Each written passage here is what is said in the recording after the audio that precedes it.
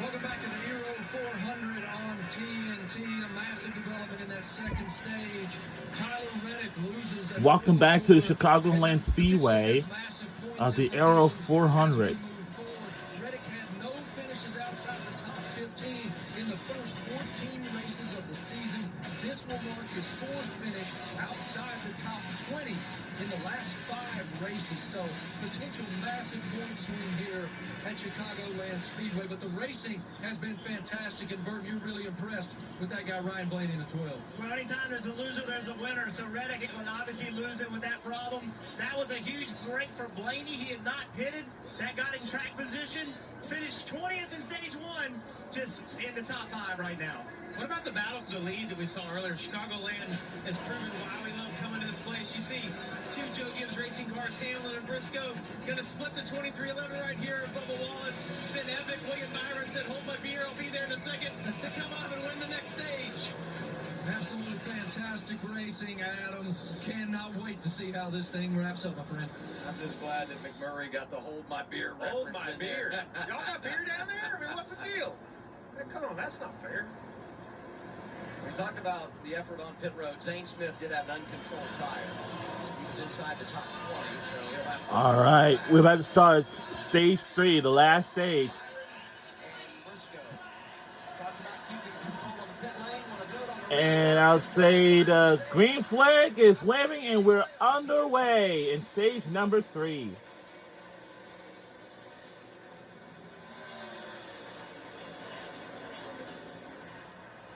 Blaney around the top of the racetrack. We only got 20 drivers apiece, Joining him, that's the car right behind Blaney. Gonna give but him a I shove. know it's a mouse. Bowman right there as well. Change places now. Gibbs jumping inside of his teammate Chase Briscoe. Racing for second as they come off turn 4. And we only have, Second to 5th in the running order. we got 94 laps to go. It's a long way. Gibbs Racing.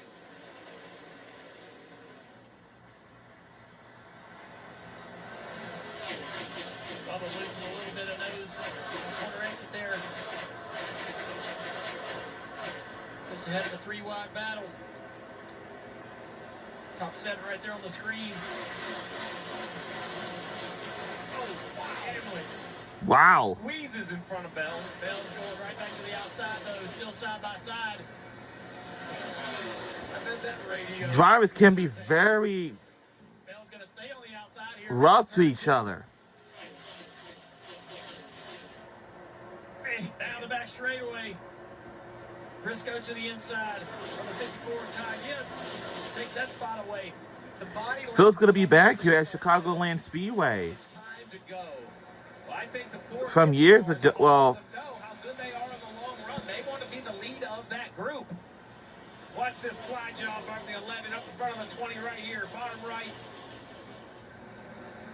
Gave him a little bit of a lane out there, but yes, tight racing, and the Toyotas racing each other really, really hard here.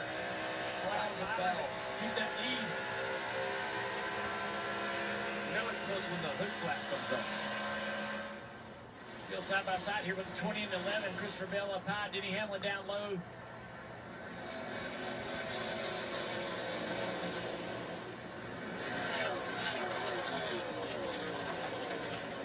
Remember, these are the 2 that raced like this in the closing laps of the 600 that allowed Daniel Suarez to kind of maintain the lead. We thought it was going to be a Gibbs car, but they could not sort it out. I have, Both part of the battle as well at Nashville, Steve. You had that epic 3-wide white flag. Christopher Bell with the wrist injury now feels like he's on the way back to a full recovery. It was at that point that I said, watch out for Bell. He goes second in the 600.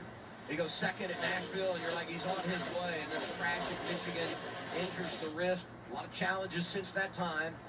Back on track, top 5 at Sonoma. And he's finally going to be able to get clear enough to slide up in front of him and take the lane, take the air away. Both of them to the bottom of the racetrack. It's the entire side of the racetrack in the shade. Steve, as you mentioned, the temperature of the track goes down. That tends to mean the lane, the groove moves down as well as the grip of the track goes up. It's a little harder to make that high line work. This end of the racetrack still in the sun for the time being. I was looking to see where the fastest lap was run. It was still back on lap 90.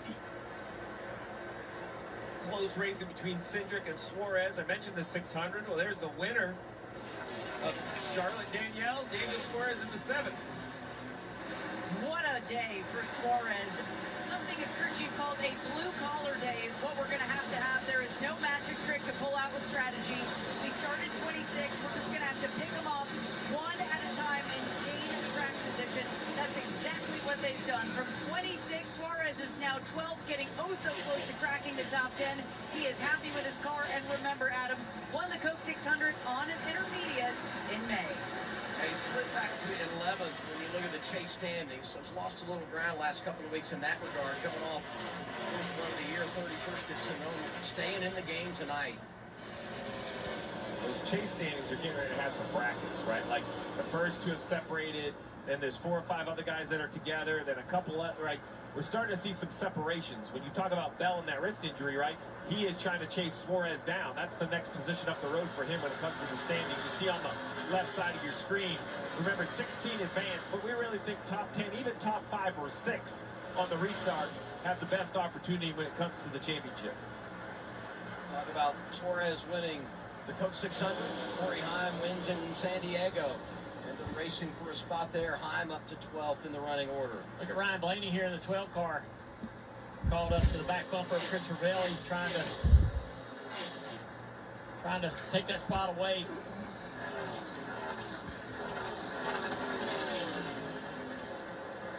I'm impressed by the speed the 12 of Blaney, and didn't feel like the Fords have been very good all summer long. Busher was strong early in the race. Right now they're riding at 15th, but the only other Ford really up toward the front of the field is this 12. Well, I think about Blaney, and I look down the road because, third in points, so they're going to be great when you look at the reset for the chase. But we've also talked about where they are when it comes to intermediate performance, and you're going to have to be good on these mile-and-a-halfs in the chase if you're going to have a chance to win the title. Well, I know Team Penske knows they want to have their cars better, but they have to be very happy, Dale, to know that they got this man in a contract extension. I mean, what he does behind the wheel of this 12 car, it's not in question, right? They locked him up. They have their franchise guy. Logano's a great guy, multi-time champion, but Blaney being a little younger, and he just is the leader of the pack pretty consistently. Logano said recently that Blaney's the better driver. And I think when you go down the garage and you look at how good Toyotas are and how off the Fords have been all summer, the garage would tell you that Blaney's better than anybody imagined. I remember, Dale, when you and I talked to Paul Wolf, Joey Logano's crew chief, a couple of months ago, and he just referenced the data that he has because he's an in-house guy at Team Penske, and just paid such a huge compliment to Blaney of what he's able to do with the race car based on the speed that it is delivered on a particular weekend. I've had a lot of teams tell me about what the Toyota advantage may or may not be, where Chevrolet stacks up, where's this, and every conversation ends with, and Blaney's a driving machine, because they just don't believe that's where those Penske cars should run. 100%. Well, he's a student of the game, and I would say the same about Corey Heim, 12th right now, Shannon. Yeah, certainly the youth of that Toyota group, and what a race he has had. Started 28th here today, and he's had restarts back in the 20s. 67 car. He's been making his way just outside the top But we 10. wouldn't say 67 at all. The races that they put him in, give him some time in between each one to get ready. They actually started preparing for this one while they were working on San Diego setup. But Corey Heim told me today is about trying the top lane. He said, I've never really been very good up there. Haven't been able to find speed. I want to go up there. I want to test it. If I don't push myself today in this race, it will have been a failure. I like their approach, running every few weeks. Gives this young man a little bit of time. Remember, he doesn't run anything full time. He's Trucks, he's O'Reilly, he's tough, bouncing all around. I'm going to take a minute too. Tip of the hat to my old buddy Booty Barker, crew chief for Corey Heim. Got that win out in San Diego at number 600 on top of the pit box today. Did a lot with Bubba Wallace, doing a lot with this young man. Guy in the garage that you rarely see. Got a lot of laps to go. And you know what? If you're a young driver, he just tells it It's like going to be a it is. post-race. It's coming your way right after the race. Hiding from the camera. There's my buddy Booty in the middle. That's right, Booty. You can smile. I won't tell anyone. It's hard to run 12th in a cup race. It's hard to do that. This young man's doing It's a incredible. very I think long since way he to won go. in San Diego, our expectations have shifted somewhat, right? Is 12th really a great day? Absolutely it is, against this stout of a field. Ryman Hamlin, the man who I just want to tell you this, but we almost under the lights, but the sunset is going down. I would say there's some similarities You can see the sun going down right over there, but when you think about mindset, approach, if, driving style, and Hamlin racing to the outside of Gibbs for third. you know, As we get it's just a deeper beautiful into day this for a run, race. expectations Well, that's how it would be goes. that the Toyotas would start to put a little bit of pressure on William Byron. Briscoe 8/10 back. Am I gonna take a? Seems to be maybe closing the gap a little bit. William Byron continues to lead 68 out front tonight for the guy that swept stage 1 and stage 2. 78 laps remain. And we'll be right back on the other side of this break. Don't you go anywhere. So we're in the club.